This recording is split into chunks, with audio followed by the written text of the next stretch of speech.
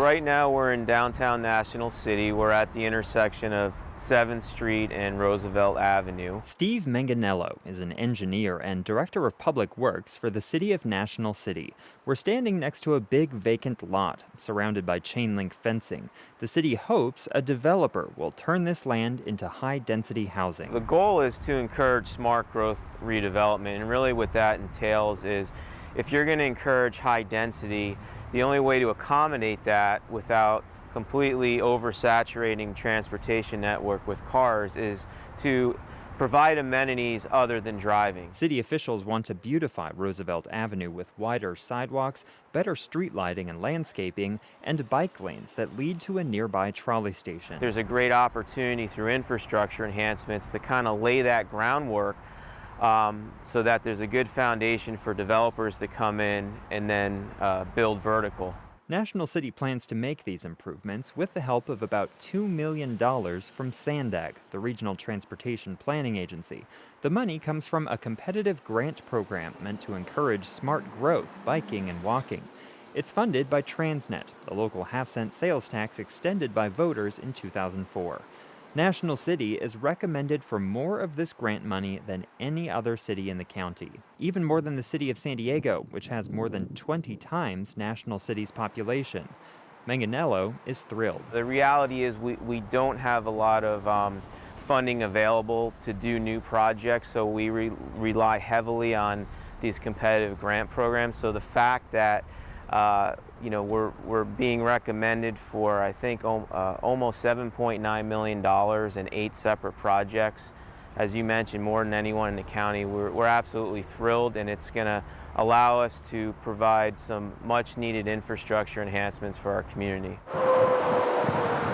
National City is a community that has been the victim of environmental racism and inequitable transportation planning in particular for a very long time. Ana Castro Reynoso works for the Environmental Health Coalition, a nonprofit that's been advocating for cleaner air in National City for decades. We meet at the 24th Street trolley station, which is right next to the I-5 freeway. She says the proximity of the freeway causes a lot of problems. So there are higher rates of asthma in National City, higher rates of obesity because of the lack of healthy food and grocery stores nearby. There's noise pollution, as you can hear, from the freeway, and that plagues the community. And these are just some of the impacts that this has. Castro Reynoso says it's good that SANDAG is offering money to National City for better bike and pedestrian facilities, but she's not ready to let SANDAG off the hook. The agency has long-standing plans to widen the I-5 freeway with more lanes, something she says will make the city's air pollution even worse. It offsets any benefit that you're going to have from a bike lane when you put two general purpose lanes right next to the most impacted community. One of the most impacted communities in the entire state. Castro Reynoso is also wary of another project recommended for SANDAG grant funding. National City wants to create a transit-oriented development plan for the area around this trolley station at 24th Street. She fears taller and denser buildings could displace low-income residents and says city planners need to give those residents a meaningful say in how the plans are developed.